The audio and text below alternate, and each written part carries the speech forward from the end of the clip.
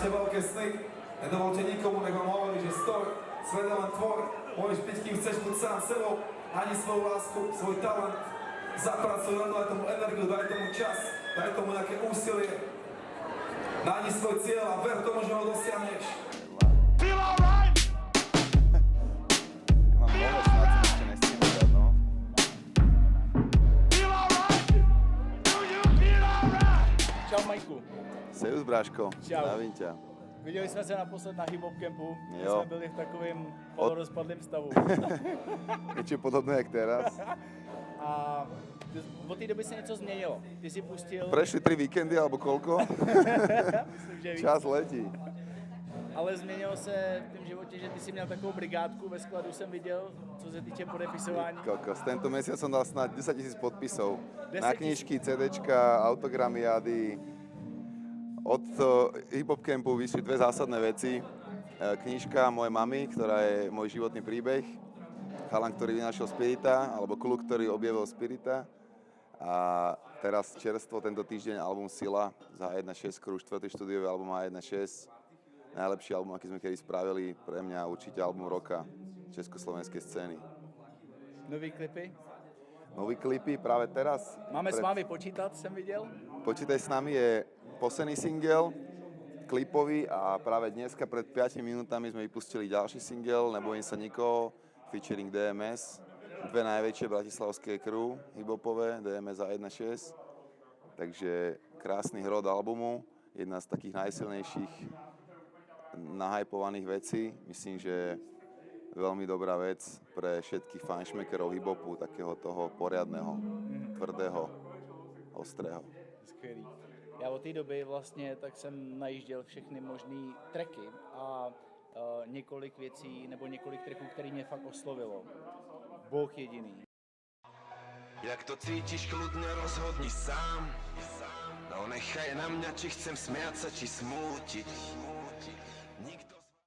A my vlastně jsme říkali, naposled jsme se bavili o tom tématu Fight for Freedom, kdy ty jsi mi říkal Fuck for Freedom a já říkám ne, Fight for Freedom. Sex for freedom, everybody. A slovo, hrozně silná věc, vy o tom zpíváte. Co bys k tomu řekl v rámci směrem? Na začiatku bolo slovo a z toho sa to všetko odvíja. Celý život pracujem so slovom, som požehnaný, že mám krásnu prácu, ktorá ma baví a naplňa. A slovo je základ, slovo je môj hlavný stavebný kameň. Môj jediný nástroj, na ktorý viem hrať, je môj hlas, takže slovo je pre mňa úplný základ. A táto pesnička, ktorú spomínaš z albumu Y, kde je na feate Ben Kristovau a Čistichov, Yes. Na začiatku je vždy slovo. To, na čom záleží, je slovo. Jediné, čo máme, je slovo. dve úplne rozdielne osobnosti hip-hopovej scény, jedna slovenská legenda veľká a druhý momentálne možno najväčší interpret tejto Se kterým se kultúry. scházím už tak rok a ty už máš na mě čas po druhý během 3 měsíců, on ne.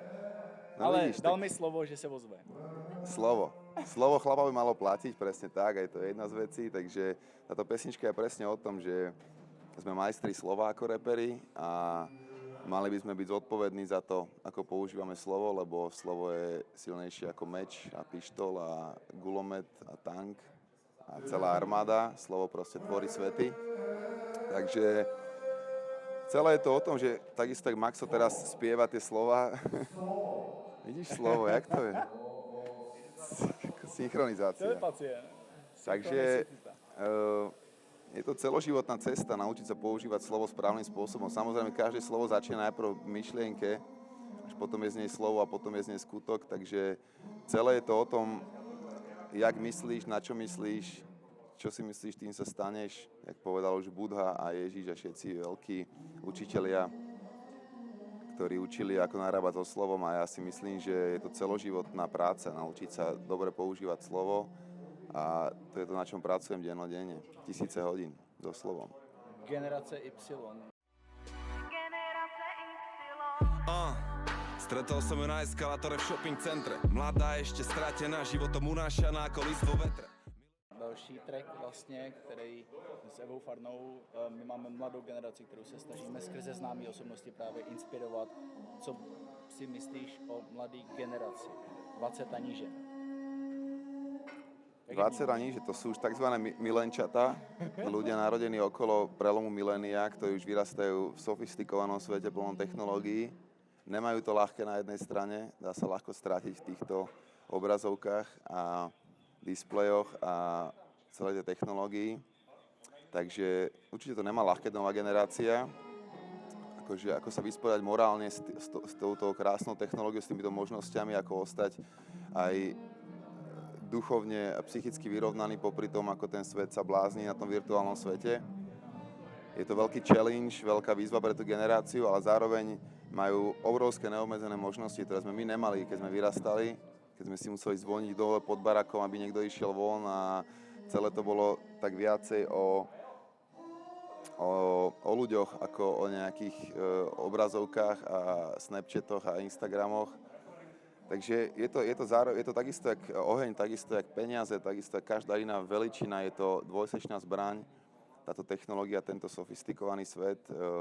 Ja sa snažím svojou tvorbou a takisto tvorba H1.6 je o tom, aby sme poskytli trošku takú navigáciu, také šipky tým ľuďom, že ako to robíme my, ako narábame s tou technológiou my, ako sa ju učíme používať, aby nepoužívala ona nás, ale aby sme používali my ju. Takže v tomto je celé proste. Naučiť sa zmastrovať alebo dokázať tak dostať pod kontrolu tú technológiu, aby ti slúžila a ne aby si ty slúžil jej. Lebo veľa ľudí už vyslovene žije život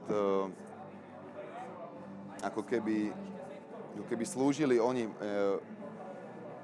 tým sociálnym sieťam a myslím si, že ukazovať svoj krásny život na sociálnej sieti pred všetkými ostatnými je ten naozajstný život, ale ten reálny život je úplne niekde inde a netreba zabúdať, že z očí do očí proste ľudia potrebujú byť z očí do očí. Potrebujú cítiť blízkosť človeka a viesť rozhovory z očí do očí a nelen cez písmenka a cez Skype.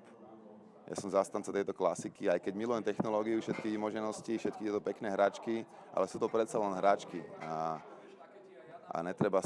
treba sa proste naučiť milovať ľudia, používať tieto veci, ale naopak. Jsi říkal o šipkách, o navigaci. Jedna z navigací, kterou ty si mi dal, tak je track No a co? No a čo, keď sa ti nelúbi, čo robím, no a čo? Aj tak na rozdiel od teba aspoň robím volačo. My spolu budujeme podľa seba svet, no a čo? Keď má problém, nech mi niekto povie späť, volačo. Když mě někdo kritizuje, nebo když někdo kritizuje, no a co? Tak, presne tak. Toto sa nesie celou mojou tvorbou, od byť či nebyť. Nikto ti nemôže hovoriť, že stoj v tomto svete. Svet je len tvoj a záleží len na tebe, komu dovolíš, aby ťa nejakým spôsobom blokoval. Proste treba mať svoj vlastný názor, svoj vlastný jasný zámer a vieru v jeho naplnenie a nikto ti nemôže stať v ceste v tom prípade. Jedine ty sám si stojíš v ceste vždy. A poslední track v rámci tohohle rozhovoru, který jsem vybral, je Zkus mě to v miery. Yes, sir. Skúsme to v miery, skúsme to v miery, hej, Vojna trvá, už odkedy začala prvá, krvavé kamene palí. Skúsme to v miery. Takisto moje posolstvo, ktoré sa línie celou mojou tvorbou a spomínam to často a chcel som urobiť fakt vyslovene silnú skladbu o tom, že každá miska si želá svetový mier. Ja viem, že to je najväčšie klišé, aké môže na svete byť, ale zároveň je to tá najväčšia pravda a tá najväčšia výzva pre tento svet, pre túto generáciu, ktorá je prvýkrát na tejto planéte za tisíce rokov existencie tejto civilizácie, prvýkrát táto planéta celá prepojená veľkou sieťou zvanou internet. Je to jedna veľká global village, jedna veľká globálna dedina, v ktorej existujeme všetci spolu. Čierni, bieli, reperi, pankáči, ITčkári, muži, ženy, deti, starí ľudia. Všetci sme prepojení do jedného veľkého kolektívneho vedomia cez ten internet a máme veľkú šancu práve kvôli tomu urobiť veľa pre to, aby naozaj na svete nastala taká revolúcia, ktorá prispieje k tomu mieru. Ale samozrejme, že tá revolúcia musí vychádzať od jednotlivcov, od tej revolúcie vnútri, kde si každý človek povie, že bude robiť to málo pre ten lepší svet a ne, že čo ja môžem spraviť, veď ilumináti toto celé ovládajú. Vôbec ne. Nikto ťa nemôže ovládať. Ty si pán svojho sveta. Keď máš 30 rokov, si zodpovedný za každú jednu vec vo svojom živote. 31, 32. Keď si 30-ročný človek, si zodpovedný plne za všetko, čo máš vo svojom živote. Za svoju tvár, za svoje telo, za svoju mysel, za svojho ducha, za svoju cestu, za svoju crew, za svoju rodinu. Všetko si vyberáš. Takže nech mi nikto nehovorí, že ho život facka. Všetko je to o tom, jak si nastavíš svoju mysel. Dôležité je hlavne neprestať sa nejakým spôsobom snažiť ten svoj cieľ a svoj sen životný budovať a nepracovať na sne niekoho iného, byť zamestnaný v práci, ktorú nemáš rád, aby si naplňal víziu niekoho iného, ale radšej zabojovať, každý deň urobiť malý krôčik k tomu, aby si pracoval na svojom vlastnom sne, aby radšej iní ľudia pracovali na tvojom vlastnom sne. A netreba hlavne prestať skúšať, nikdy sa nevzdať, nemáš čo stratiť. Keď to skúsiš, keď vyhráš, budeš šťastný, keď prehráš, budeš skúsenejší a múdrejší. Okay. Nemáš čo stratiť. A ještě dvě věci mě napadly. Jedna je ženy, třeba любить. A tady bych dodal, že já tam mám moji skvělou manželku, která ví, jaký jsem parchant a co všechno jsem postral, jaký dělám chyby v životě a tak dál. Ale ještě jedna žena a ta souvisí taky s trkem a to je máma. To je najkrajšia vec, akú som kedy napísal. Je venovaná mojej mame. Rodiče. A já jsem teď měl přednášky nějaký a tam jsem se lidí ptal, kdy jste naposledy svým rodičům řekli, mám tě rád do očí. Hádej, jaký byl průměrný čas. Roky, podľa mňa. Mesiace, roky. Co Že? si myslíš o tomhle? Přesně tak. Já říkám, běžte a udělejte to, stihněte to. Je to veľmi dôležitá vec. Ja práve dneska som to zobudil s tým, že som si povedal, že dneska sa budem tváriť, že mám narodeniny celý víkend, lebo je to jeden z posledných víkendov mojej 5-ročnej túr a mám teraz dlhú dovolenku pred sebou. A každému, koho stretnem z mojej party, hovorím všetko najlepšie, dneska máš narodeniny, správaj sa, ako by som mal dneska narodeniny. A toto je presne spôsob, akým dosiahnuť to, že sa nebudeš hanbiť, alebo ti nebude trápne takúto vec vyjadriť niekomu z očí do očí. Keď si uvedomíš, že možno žiješ posledný deň na tejto planete a že už to možno nebudeš mať šancu nikdy tomu človeku povedať. Možno zomreš ty, alebo zomre on v ten deň, alebo zajtra. A už nikdy nebudeš mať šancu mu pozrieť do očí v tomto živote a povedať mu to, čo si naozaj myslíš a cítiš. Takže ja som mi to naposledy povedal včera, keď sme mali podpisovku v Prahe a milujem svoju mamu a v tej pesničke je to podľa mňa celé zachytené krásne. A som hrdý na moju mamu, za takú krásnu knižku napísala, a že je z nej spisovateľka a myslím, že každý syn je dlžný a každá dcéra je dlžná svojej mame a svojmu otcovi tú úctu a rešpekt a trpezlivosť s nimi, lebo oni sú predsa len staršia generácia, ktorá nikdy nepochopí tie veci, takisto tak my nebudeme chápať naše deti úplne. Treba veľa trpezlivosti. Trpezlivosť je v podstate láska, takže treba veľa trpezlivosti s tými našimi rodičmi niekedy, ale myslím, že to stojí za to, že oni sa fakt snažia nás chápať v rámci možností a myslím, že nás ľúbia aj so všetkými chybami a preto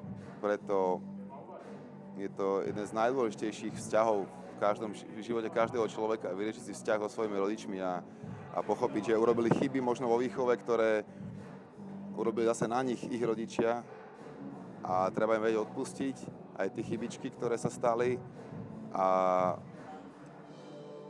trochu sa z nich poučiť, aby sme tie chyby neopakovali my na našich deťoch, lebo verím tomu, že každý rodič robí najlepšie, čo vie v danom stave momentálne, takže aj keď možno tvoja mama alebo tvoj tátko momentálne není úplne najúžasnejší človek v tvojom živote, tak musíš pochopiť, že sa snažil a robil najlepšie, čo vedel s danými možnosťami, keď ťa vychovával.